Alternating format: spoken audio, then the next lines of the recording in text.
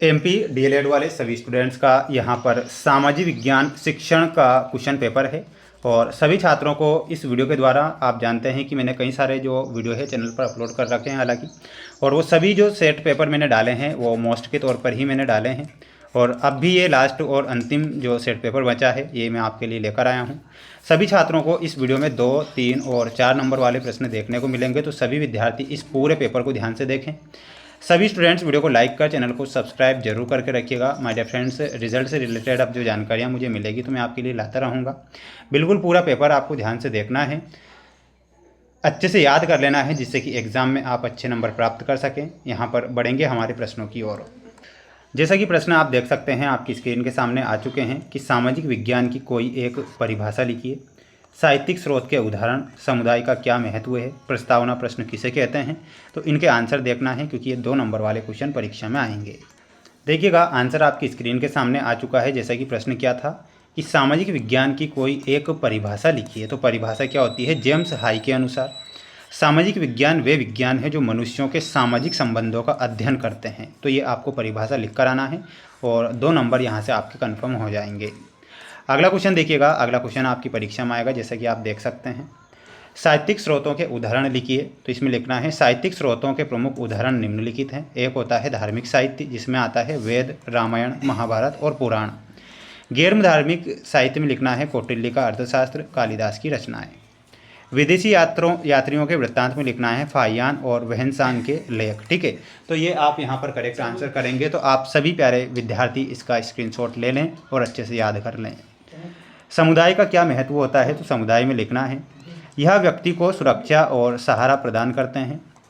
यह सामाजिक मानदंडों और मूल्यों के माध्यम से व्यक्ति के व्यवहार को नियंत्रित करता है। समुदाय व्यक्ति की सांस्कृतिक पहचान को बनाए रखने में मदद करते हैं। तो ये क्या होते हैं? ये समुदाय होते हैं। ये भी आपका 2 नंबर का क्वेश्चन कंप्लीट हुआ। 7वां क्वेश्चन है आपका, जिसमें कि देख सकते हैं प्रस्तावना प्रश्न किसे कहते हैं। तो लिखना है प्रस्तावना प्रश्न वे प्रश्न होते हैं जो किसी पाठ को शुरू करने से पहले छात्रों के पूर्व ज्ञान को नए विषय से जोड़ने के लिए पूछे जाते हैं। इनका उद्देश्य छात्रों में विषय के प्रति जिज्ञासा पैदा करना होता है। तो इतना आप यहाँ पर करेक्ट कर दीजिएगा।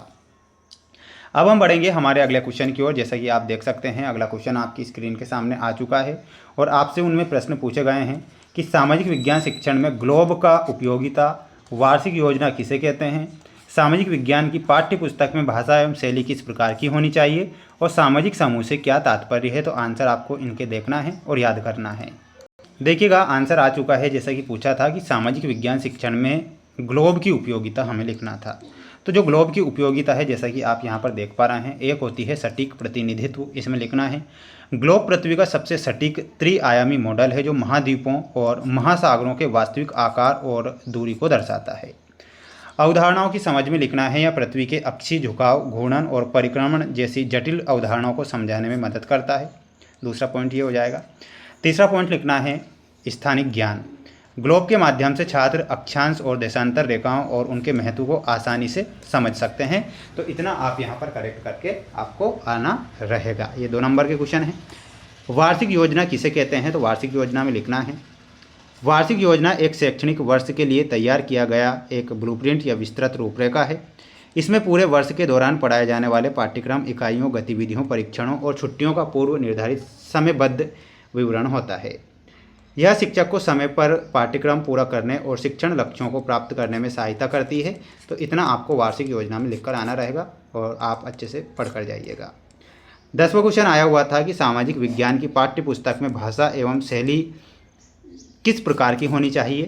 तो इसमें आपको क्या लिखना है? जैसा कि आप देख पा रहे होंगे, सरल और स्पष्ट होनी चाहिए, संवेदनात्मक शैली और तटस्थ और समावेशी।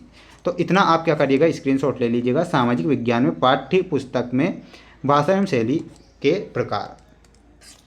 अगला है सामाजिक समूह से क्या तात्पर्य है। तो इसमें लिखना है आपको सामाजिक समूह 2 या 2 से अधिक व्यक्तियों का एक ऐसा संग्रह है जो एक दूसरे के साथ अंतःक्रिया करते हैं, समान लक्ष्यों या हितों को साझा करते हैं और जिनमें हम की भावना होती है।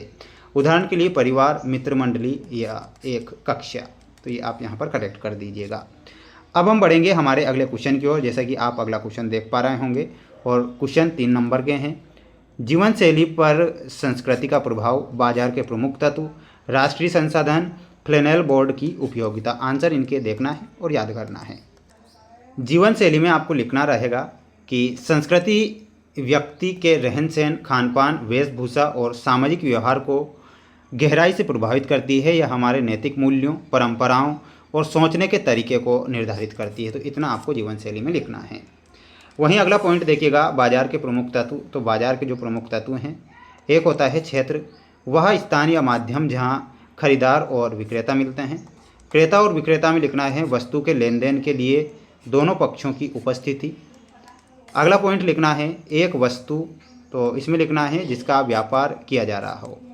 स्वतंत्र प्रतियोगिता भी होती है मूल्य निर्धारण के लिए, खरीदारों और विक्रेताओं के बीच प्रतिस्पर्धा। एक मूल्य में लिखना है पूरे बाजार में वस्तु की समान कीमत होने की प्रवृत्ति। अथवा में क्वेश्चन था कि राष्ट्रीय संसाधन किसे कहते हैं। तो राष्ट्रीय संसाधन में लिखना है वे सभी संसाधन जिन पर पूरे राष्ट्र का कानूनी अधिकार होता है, राष्ट्रीय संसाधन कहलाते हैं। इसमें देश की राजनीतिक सीमाओं के भीतर की भूमि, वन, खनिज, जल संसाधन और समुद्र तट से 12 समुद्री मील लगभग 22.2 किलोमीटर तक का समुद्री क्षेत्र शामिल हैं। अगला क्वेश्चन देखिएगा, फ्लेनेल बोर्ड की उपयोगिता। तो ये फ्लेनेल बोर्ड की उपयोगिता है जो कि स्क्रीन के सामने देख रहे हैं। क्रमबद्ध प्रदर्शन, पुनः उपयोग, छात्र सहभागिता और लचीलापन। तो ये आप इसका एक स्क्रीनशॉट लेकर याद करेंगे।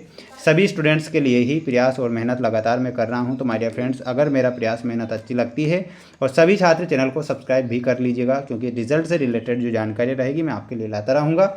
ये आपका अंतिम सेट था और यहीं पर मैं आप सभी छात्रों से कहना चाहता हूँ बेस्ट ऑफ लक। जय हिंद, जय भारत।